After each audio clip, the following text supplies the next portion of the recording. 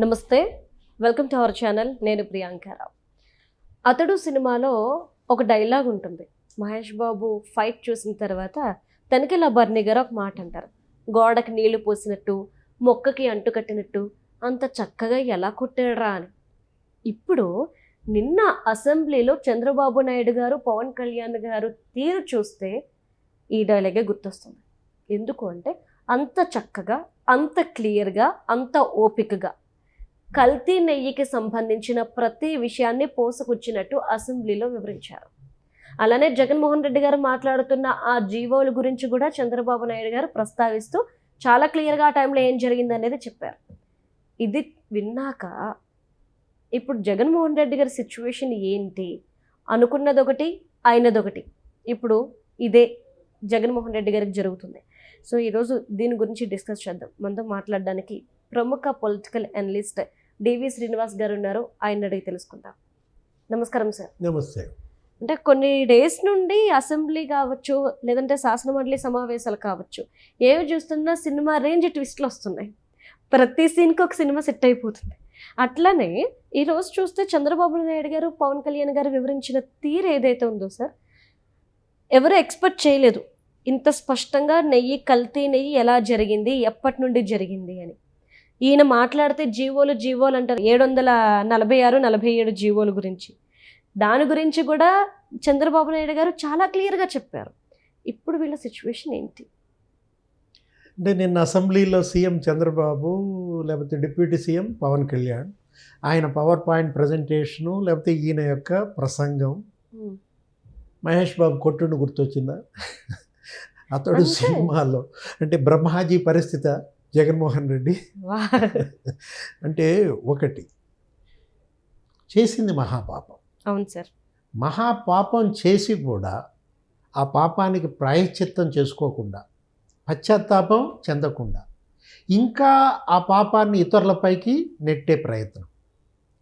పవన్ కళ్యాణ్ ఆముక్తమాల్యదలో 218 చదివాడు. గుర్తుందా నీకు? కృష్ణదేవరాయలు రాసిన ఆముక్తమాల్యద అనే గ్రంథంలో కృష్ణదేవరాయల స్టోరీ గురించి, ఎందుకంటే తిరుపతి ఆయనే ధర్మకర్త. అవును సార్. అది అవును.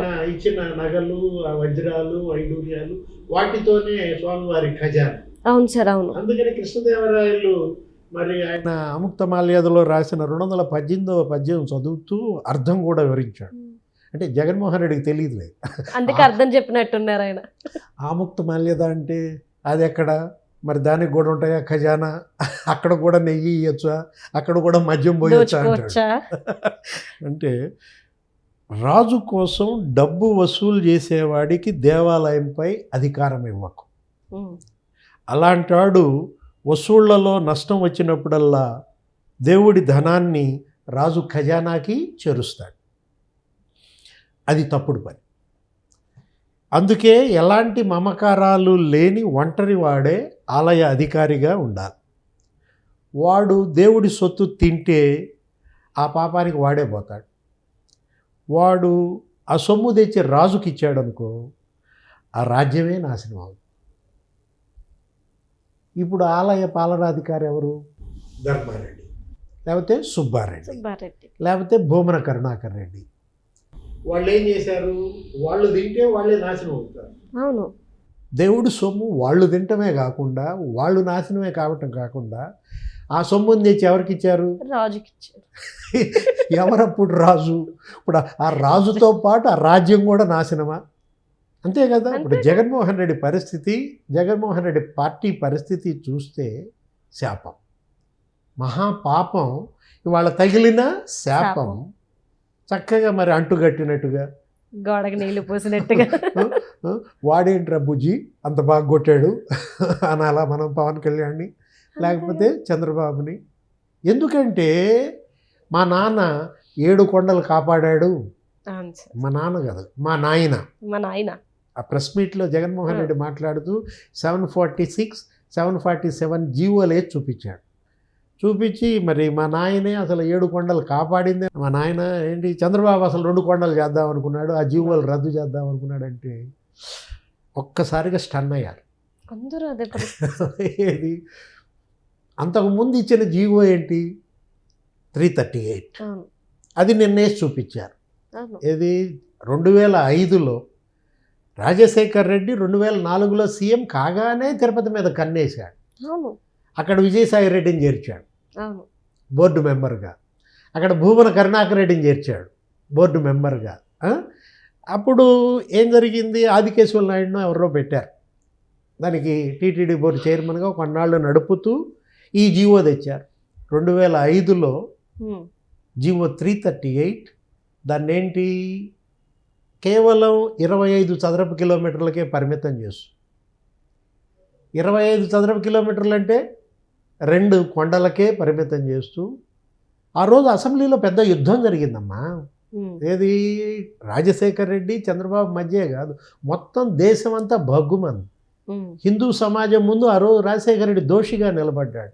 ఇంకా తనನ್ನು సమర్థించుకోవడం కోసం అతను ఏం చేశాడు, 80,000 ఎకరాలు, నీకు మొత్తం ఆ 7 కొండలు కూడా ఆ 80,000 ఎకరాల విస్తీర్ణాన్ని 6,000 ఎకరాలకు పరిమితం చేయాలని చూశాడు. జీవో 338 అక్కడ అన్యమత ప్రచారాన్ని పెంచాడు. అప్పట్లో భూమన కరుణాకర్ రెడ్డి ఏం చేశాడు తెలుసా, అక్కడ ఏంటి కట్టిస్తున్నారు ఆ ద్వారాలు. మనకి ఇప్పుడు ఓరుగల్లు ద్వారం లాగానే నీకు అక్కడ ఒక ద్వారాలన్నీ కట్టిస్తూ రోడ్ల మీద ఏ ఆకారంలో పెట్టారో తెలుసా, సిలువ ఆకారం. జీసస్ అంటే సిలువ ఆకారంలో దిమ్మలు తీసుకొచ్చి అక్కడ పెడుతున్న దానిపైన అప్పుడు మీడియా అంతా బొగ్గుమంది. ఈనాడు అసలు దాన్ని హైలైట్ చేసింది. రాజశేఖర రెడ్డి పైన ధ్వజం ఎత్తారు. అది మరి ఇవాళ ఆయన ఫలితం అనుభవించాడని, ఆయన కొండల్లో కలిసిపోయాడని, అదే హెలికాప్టర్ దుర్మరణం ఇప్పటికీ రాజశేఖర రెడ్డికి అదే శాపమని చెలవలు పలవలుగా చెప్పుకుంటారు. ఆ రోజు పావురాల గుట్టలో ఆయన చనిపోవటం పరిస్థితి మీద. వీళ్ళిద్దరూ నీకు స్వామి మహిమకు అక్కడే ఉదాహరణలమ్మా. ఏది ఏడుకొండల వాడి మహిమ ఏంటో నీకు చంద్రబాబు అక్కడే బతికాడు. ఒకరికి ప్రాణం పోసింది అక్కడే అలిపిరిలో. మరి 23 బాంబ్ బ్లాస్టులు. ఆశ్చర్యపోయారు, పెట్టినోడే ఆశ్చర్యపోయాడు, ఎలా బతికాడు. క్లెమోర్ మైన్స్ ఆయన, నువ్వు చెప్పింది కరెక్ట్. ఎవరైతే పెట్టాడో అతను మొన్న ఇంటర్వ్యూలో అసలు ఇప్పటికీ మాకు అదొక పెద్ద పజిల్. ఒక లిప్తపాటు కాలంలో అంటే కన్ను మూసి తెరిచేటప్పటికి ఎలా ఆయన సర్వైవ్ అయ్యాడు, ఏ విధంగా ఆ వాహనం మరి పక్కకి వెళ్ళింది, అప్పుడు అది పేలింది. అంటే స్వామి మహిమకి అక్కడే ఉదంతం నీకు ఉదాహరణ. అంతే సార్.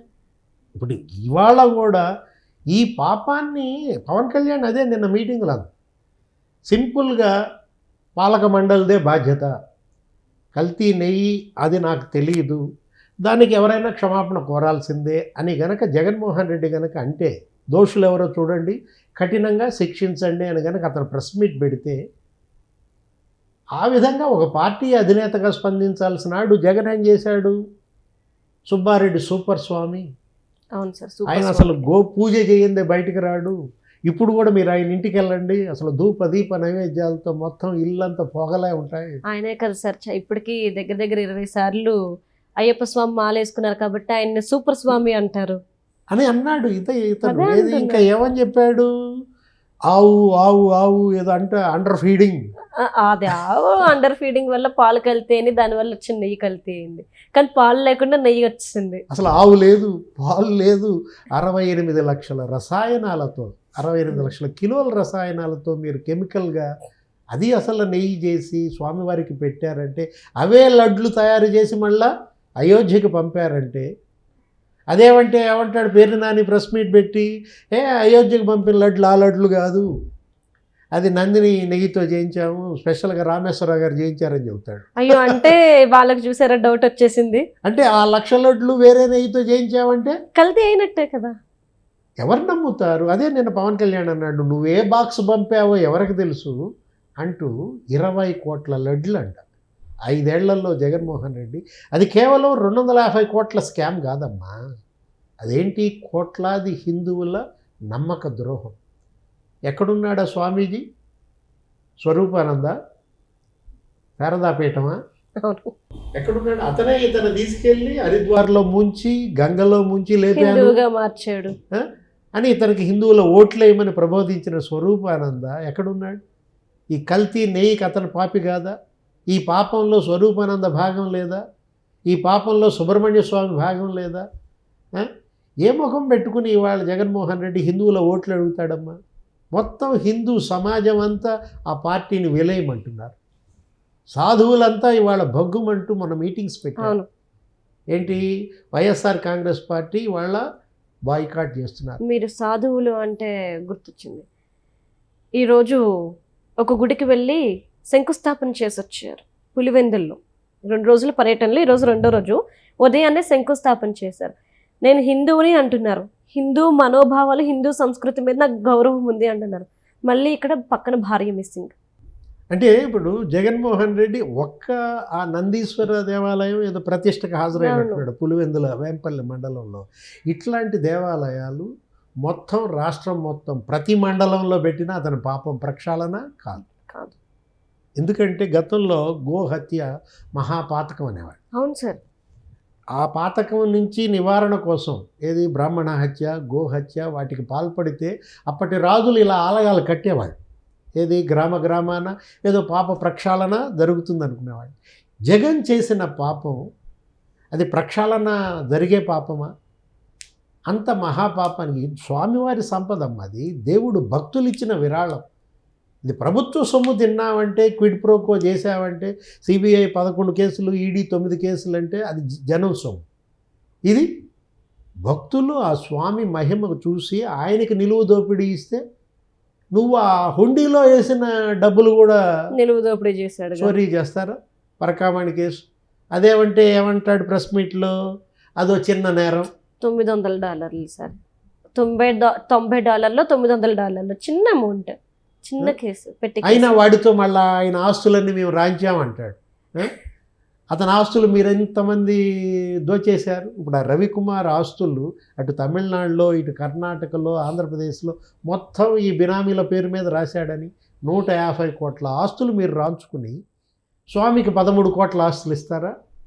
అసలు అంత తక్కువ అమౌంట్కి అంత ఆస్తి ఎలా వచ్చిందనే క్వశ్చన్ కూడా రైజ్ అయిందిగా వాళ్ళు చెప్పిన అబద్ధం వల్ల. ఇవాళ మొత్తం హిందూ సమాజం ముందు జగన్ దోషిగా ఉంటే ఈ రోజన్నా భార్యను తీసుకుని వస్తాడు అనుకున్నా ఆలయ ప్రతిష్టకి. భారతీ మేడం ఈ రోజున్న పులివెందుల్లో ఓట్లు అడిగింది ఆమె కదా. అవును, ఆ రోజు ఇంటింటికి తిరిగింది.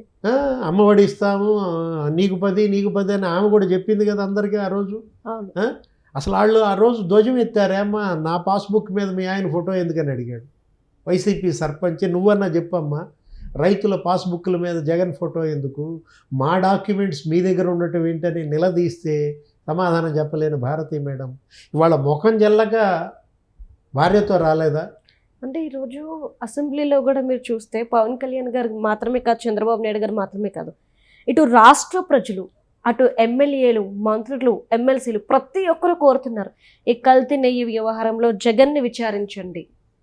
ఏవైతే ఇప్పటి వరకు జరిగిన దోపిడీలు కావచ్చు, అక్రమాలు కావచ్చు, మాఫియాలు కావచ్చు, వేటి మీద కూడా ఎవరు ఇంత ఘోరంగా మాట్లాడలేదు సార్. కానీ ఈరోజు రాష్ట్రం కదలొచ్చింది కేవలం వెంకటేశ్వర స్వామి గారి గురించి. నిన్న అసెంబ్లీ డిమాండ్ ఒకటే కాదమ్మా, అది రాష్ట్ర ప్రజల డిమాండే కాదు, ఇవాళ 2 తెలుగు రాష్ట్రాలే కాదు ప్రపంచవ్యాప్తంగా ఉన్న హిందూ సమాజం ఇవాళ డిమాండ్ చేస్తుంది. ఏమని? దోషి జగన్మోహన్ రెడ్డి. కల్తీ నెయ్యి కేసు కావచ్చు, తిరుమల తిరుపతిలో జరిగినటువంటి స్కాములు అన్నిటిలో కూడా A1 జగన్మోహన్ రెడ్డి. వీళ్ళందరూ ఇక A2 A3 అలా వస్తారు. ఎవరు? సుబ్బారెడ్డి A2, భూమన కరుణాకర్ రెడ్డి A3, ధర్మారెడ్డి A4గా ఉంటాడే తప్ప ఇవాళ ధర్మారెడ్డి ఎక్కడున్నాడు? ధర్మారెడ్డిపై వెయిట్ వేయమని సిట్టు కూడా 11 పేజీల నివేదిక ఇచ్చింది. బాలాజీ సెలవుపై వెళ్ళాడు, సింఘాల్ వేటు పడింది, ధర్మారెడ్డి పత్తాలేడు. అంటే ధర్మారెడ్డే 5 ఏళ్ళు అక్కడ ఈవోగా ఉంటూ ఈ పాపాలన్నిటికీ అతనే ప్రధాన సాక్షి. క్షేమంగా ఉన్నాడా? సజీవంగా ఉన్నాడా? ఇవాళ స్వామివారే ధర్మారెడ్డి ప్రాణాలు కాపాడాలి. ఎందుకంటే వీళ్ళు చేసిన మహాపాపానికి ఇవాళ అతను బలిపశువు కాకూడదు. రైట్. అటు ధర్మారెడ్డి, ఇటు జగన్మోహన్ రెడ్డి, లేకపోతే సుబ్బారెడ్డి, భూమన కరుణాకర్ రెడ్డి, చెవిరెడ్డి భాస్కర్ రెడ్డి, పెద్దిరెడ్డి, ఆ కుటుంబాలు మొత్తం కొండ మీద దేవుణ్ణి పెట్టారు, కొండ కింద దొంగలు చేరారు. దొంగల దోపిడీ అంతా తిరుమల తిరుపతిలోనే జరిగింది. Right. Thank you so much sir.